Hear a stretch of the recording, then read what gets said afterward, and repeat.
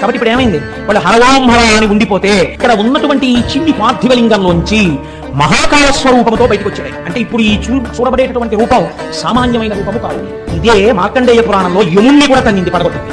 మృత్యువుకు మృత్యువై నిలబడింది, కాలమునకు కాలమై నిలబడింది, మహాకాలమై నిలబడింది. శివలింగంలోంచి ఆవిర్భవించాడు. ఎందుకంత కోపం? ఎప్పుడైనా వచ్చిందా అంత కోపం స్వామికి? తన భక్తులను చెనకడమా? ఇది ఆయన కోపం. ఈశ్వరుడికి ఇంత కోపము రావడానికి కారణమేమే ఆయన భక్తుల జోలికి వెళ్ళడమే. అంతే. మహాకాల రూపంలో వచ్చి ఏమీ చెయ్యలేదు కదా, హుం అనడంతే. బూడిద వాసులై పడిపోయి దూషణుడు శైల. అంటే ఎంత వేడితో వచ్చిందో చూడండి. మరి అదే వేడి ఈ నలుగురిని చెనకదా? వేడికి ధర్మం కాల్చడం కదా, ఈ నలుగురు కూడా కాలిపోవాలి కదా. మరి కాలరు. ఎందుకని? అది పరమాత్మ స్వరూపం. అగ్నిహోత్రము ఒకడిని కాల్చి ఒకడిని వదలదు, కానీ ఈశ్వరానుగ్రహము. అందుకే నేను రోజు చెప్పాను, చేతిలో పట్టుకున్న ధనస్సు ఒకడికి భయకారకము, వేరొకడికి రక్షణ హేతువు.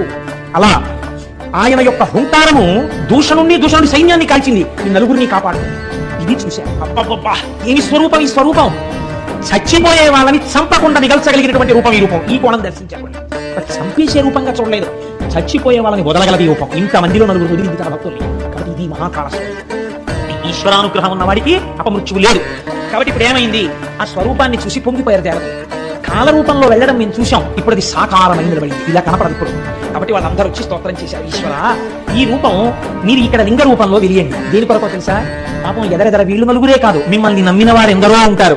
ఇటువంటి సజ్జనులు, నీ మీద పూనిక ఉన్న వాళ్ళు ఉన్నారని నమ్మిన వాళ్ళు ఎవరొస్తున్నారో వాళ్ళు కాలమునందు పడిపోకుండా చూడవలసినటువంటి బాధ్యత, అటువంటి అనుగ్రహ ప్రసరణము కొరకు నీవు ఇక్కడ స్వయంభూలింగంగా ఉండాలని అడిగారు. తప్పకుండా ఉంటానని ప్రసన్నమూర్తి అయి వెంటనే మహాకాళలింగముగా ఆవిర్భవించాడు.